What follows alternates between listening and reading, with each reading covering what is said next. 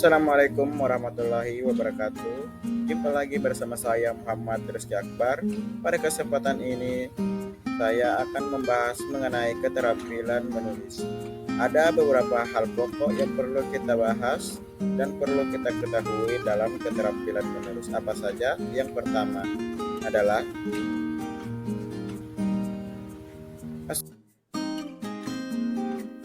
pembahasan pertama yang akan kita bahas yaitu mengenai pengertian dari keterampilan menulis.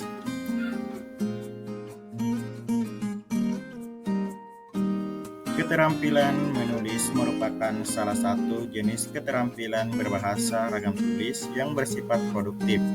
Menulis dapat dikatakan sebagai keterampilan berbahasa yang paling rumit di antara jenis-jenis keterampilan berbahasa lainnya. Ini karena menulis bukanlah sekedar menyalin kata-kata dan kalimat-kalimat, melainkan juga mengembangkan dan menuangkan pikiran-pikiran dalam suatu struktur tulisan yang teratur. Menulis dapat diartikan sebagai kegiatan menuangkan ide atau gagasan dengan menggunakan bahasa tulis sebagai media penyampainya. Kegiatan menulis merupakan hasil kemampuan berbahasa yang dimiliki seseorang yang paling akhir setelah kemampuan menyimak, berbicara, dan menulis. Ini pendapat menurut Iskandar Wasid pada tahun 2011. Keterampilan menulis dapat dikatakan sebagai keterampilan yang paling sulit dibandingkan 3 keterampilan berbahasa lainnya. Hal ini disebabkan karena kemampuan menulis menghendaki penguasaan keterampilan bahasa lainnya di luar keterampilan menulis. Selanjutnya, pembahasan yang kedua yaitu mengenai fungsi dari menulis. Pada prinsipnya, fungsi utama dari tulisan adalah sebagai alat komunikasi yang tidak langsung. Menulis sangat penting bagi pendidikan karena memudahkan para pelajar untuk berpikir, juga dapat menolong kita untuk berpikir secara kritis. Kegunaan dari keterampilan menulis yakni sebagai berikut. Yang pertama, penulis dapat mengenali kemampuan dan potensi dirinya. Yang kedua, penulis dapat terlatih dalam mengembangkan berbagai gagasan. Yang ketiga, penulis dapat lebih banyak menyerap, mencari, serta menguasai informasi sehubungan dengan topik yang ditulis. Yang keempat, penulis dapat terlatih dalam mengorganisasikan gagasan secara sistematis serta mengungkapkan secara tersurat. Yang kelima, dengan menulis, penulis terdorong untuk terus belajar secara aktif. Yang keenam, penulis menjadi penemu sekaligus pemecah masalah, bukan sekedar menjadi penyadap informasi dari orang lain. Yang terakhir, yang ketujuh, dengan kegiatan penulis yang terencanakan membiasakan penulis berpikir serta berbahasa secara tertib dan teratur. Pokok pembahasan selanjutnya yaitu mengenai tujuan dari keterampilan menulis. Menurut Sugo Hartik merangkum beberapa tujuan dari keterampilan menulis. Yang pertama yaitu tujuan penugasan, yang dimana penugasan ini sebenarnya tidak mempunyai tujuan sama sekali. Penulis hanya menulis sesuatu karena ditugaskan, bukan atas kemauan sendiri. Misalnya, para siswa itu diberi tugas untuk merangkum buku. Yang kedua ada tujuan altruistik, yang dimana bertujuan untuk menyenangkan para pembaca, menghindarkan kedukaan para pembaca, ingin menolong para pembaca untuk memahami, menghargai perasaan dan penalarannya, ingin membuat hidup para pembaca lebih mudah dan lebih menyenangkan dengan karyanya itu. Yang ketiga ada tujuan persuasif, yang dimana tujuan persuasif ini bertujuan untuk meyakinkan para pembaca akan kebenaran gagasan yang diutarakan. Yang keempat, ada tujuan informasional dan tujuan penerangan, yang dimana bertujuan untuk memberi informasi atau keterangan ataupun penerangan kepada para pembaca. Yang kelima, ada tujuan pernyataan diri, yang dimana bertujuan untuk memperkenalkan atau menyatakan diri sang pengarang kepada pembaca. Yang keenam, tujuan kreatif, yang dimana tujuan ini erat hubungannya dengan tujuan pernyataan diri, tetapi keinginan kreatif. Disinilah melebihi pernyataan diri dan melibatkan dirinya dengan keinginan mencapai norma artistik atau seni yang ideal ataupun seni idaman. Kemudian yang ketujuh ada tujuan pemecahan masalah. Dalam tulisan seperti ini, sang penulis ingin memecahkan masalah yang dihadapinya. Sang penulis ingin menjelaskan, menjernihkan, serta menjelajahi serta meneliti secara cermat pikiran-pikiran dan gagasan-gagasannya sendiri agar dapat dimengerti dan diterima oleh para pembaca. Menurut Suparno pada tahun 2008, tujuan yang ingin dicapai oleh seseorang penulis bermacam-macam sebagai berikut. Yang pertama, menjadikan pembaca ikut berpikir dan bernalar.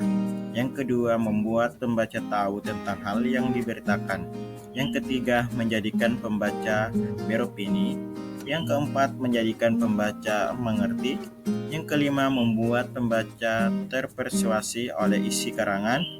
Dan yang keenam, membuat pembaca senang dengan menghayati nilai-nilai yang dikemukakan seperti nilai kebenaran, nilai agama, nilai pendidikan, nilai sosial, nilai moral, nilai kemanusiaan, dan nilai estetika.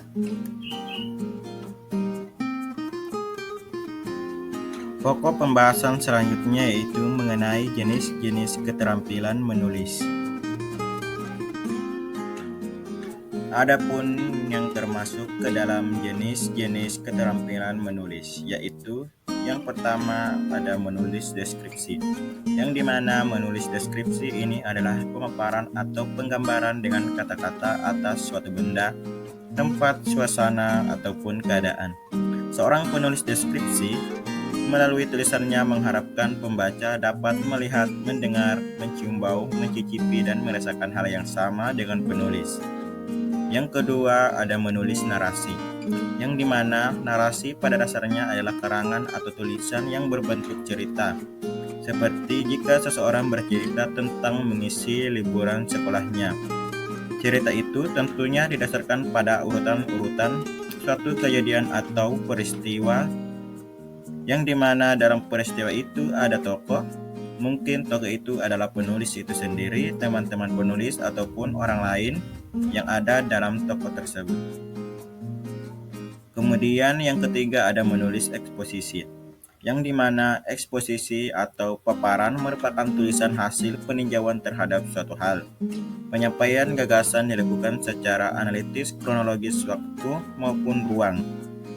Kemudian yang keempat yaitu menulis argumentasi, yang dimana argumentasi dibentuk dari kata argumen yang berarti alasan. Paragraf pada argumentasi adalah paragraf yang bertujuan untuk menyatakan kebenaran dengan didukung argumen atau alasan yang sesuai. Termasuk dalam bentuk ini adalah tulisan yang bertujuan untuk mengajak, membujuk, dan mempengaruhi orang lain. Pokok pembahasan yang terakhir yaitu mengenai tahap-tahap dalam keterampilan menulis. Adapun tahapan-tahapan dalam keterampilan menulis yang perlu kita ketahui yaitu yang pertama tahap pra-penulisan, yang dimana pada tahap pra-penulisan ini merupakan tahap persiapan sebelum memulai menulis. Dalam tahap ini langkah yang ditempuh sebagai berikut yaitu menentukan topik, membatasi topik, menentukan tujuan, membuat kerangka tulisan, dan menentukan bahan tulisan. Kemudian yang kedua ada tahap penulisan, yang dimana tahap penulisan merupakan bahasan setiap butir topik yang terdapat dalam kerangka karangan. Dalam kerangka karangan tersebut masih diperlukan penjelasan-penjelasan yang lebih terperinci sehingga pembaca dapat memahami maksud tulisan yang disampaikan. Dalam penulisan karangan sangat diperlukan pilihan kata yang tepat, cermat, dan lugas. Yang ketiga, tahap revisi, yang dimana pada tahap ini menyelesaikan tulisan bukan berarti telah selesai melaksanakan kegiatan penulisan. Penulis masih perlu membaca kembali tulisan yang telah dibuat. Kegiatan membaca kembali ini dilakukan untuk melihat secara teliti bagian-bagian yang perlu mendapat perbaikan, terutama dalam penggunaan ejaan, tanda baca, pilihan kata, paragraf, logika kalimat, sistematika penulisan, pengetikan, dan sebagainya. Selain itu, penulis juga perlu melihat kembali apakah masih ada kekurangan dalam teori analisis atau penggunaan kalimat dan paragraf.